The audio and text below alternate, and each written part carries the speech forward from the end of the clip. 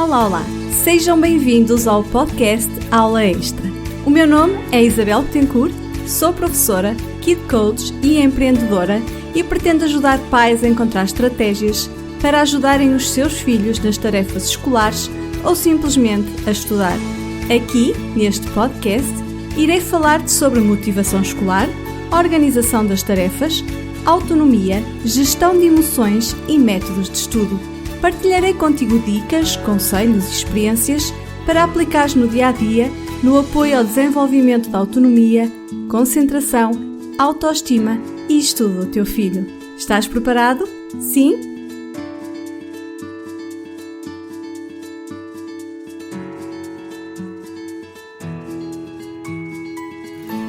Então, neste episódio, vou falar-te sobre como ajudar os nossos filhos a serem mais concentrados e eficientes nos trabalhos de casa. Recentemente li o livro Checklist, Mon enfant réussit à l'école, de Yael Bless-Heritot, e lá ele apresenta 4 passos que me fizeram sentido para que os nossos filhos tenham mais concentração e eficiência durante as tarefas escolares. E é precisamente inspirada nesses 4 passos que vou partilhar contigo hoje como ajudar os nossos filhos a serem mais concentrados e eficientes nos trabalhos de casa. Passo 1. Cuidar das necessidades fisiológicas. Quando uma criança precisa de ir à casa de banho, ou se está com sede ou com fome, ou se precisa mexer-se, ou ainda se estiver com sono, é evidente que vai ter dificuldades na concentração. Dessa forma, fazer uma pausa entre a saída da escola e os trabalhos de casa é fundamental. Muitas vezes as crianças precisam de movimento, de estar ao ar livre. E um intervalo para correr, caminhar, saltar, brincar será mais saudável e benéfico. Ou seja, vamos permitir que bebam, que comam, que vão à casa de banho, que se movimentem antes de iniciar os trabalhos de casa. Contudo, há aqui uma exceção. É inútil insistir com uma criança que apresenta sinais de sono. Será mais eficaz após uma sesta ou uma noite de sono. Ponto 2. Acolher as emoções. Esta é para mim a dica principal e a mais sensível. É importante que os nossos filhos se sintam bem, que estejam num estado emocional propício aos estudos. As emoções dolorosas e desagradáveis podem interferir bastante na concentração. A pista aqui é perguntar aos nossos filhos como foi o dia deles. Se sentirmos que algo não está bem, devemos dar-lhes algum do nosso tempo e saber ouvi-los. É difícil um aluno ser bom a determinada disciplina ou sentir-se bem na escola se estiver convencido que determinado professor ou colega não gosta dele. Assim como é difícil pedir aos nossos filhos que façam uma leitura fluente de um texto se acabou de se chatear com o seu melhor amigo. Como nem sempre é fácil conseguirmos tirar deles estas emoções, há algumas abordagens que podemos ter com eles que permitem que se expressem mais facilmente. Por exemplo, a escuta ativa. A escuta ativa é uma regra de ouro da comunicação entre pais e filhos. Outra é a reestruturação de pensamentos, ou seja, ajudar os nossos filhos a passar do pensamento negativo que está orientado para o problema para um pensamento positivo, orientando-o para a solução. Isto é, encaminhá-los a encontrar a solução. Outra forma é escrever o que sente.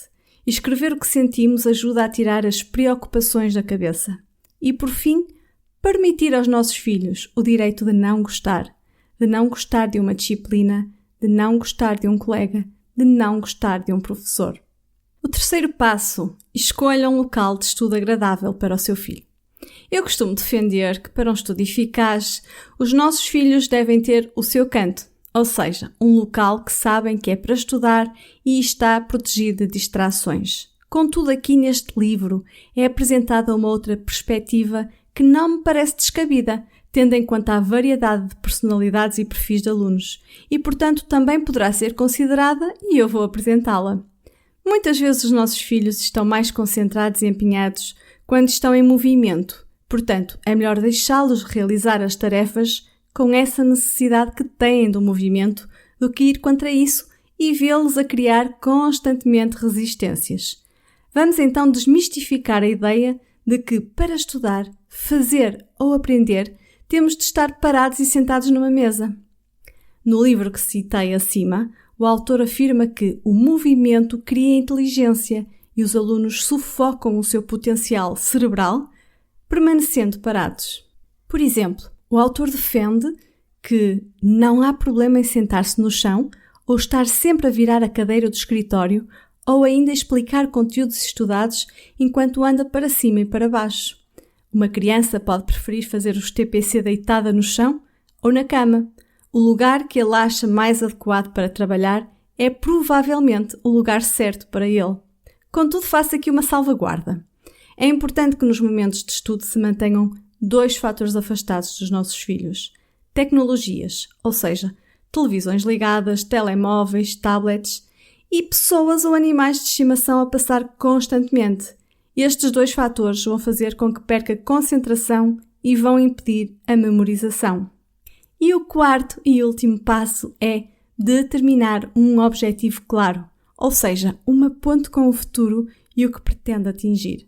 Um objetivo eficaz que deve ser claro e conversado com pais e filhos para estarem ambos em sintonia, ambos na mesma sintonia. Definir porque deve estudar e definir passos muito claros a serem alcançados. Devem ser passos simples para começar. Ouvir o que é dito nas aulas, tirar apontamentos, rever as matérias em casa, etc.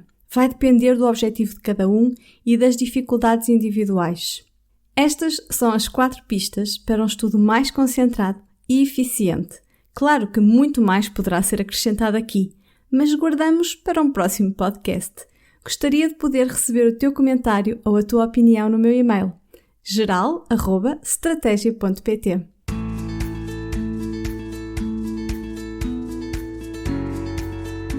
E chegamos ao fim de mais um podcast Aula Extra. Se gostaste, não te esqueças de subscrever para receber sempre os novos episódios em primeira mão. Podes deixar ideias de temas para episódios novos, pois terei muito gosto em ir ao encontro do que precisas. Um grande abraço da Isabel Betancourt e até breve.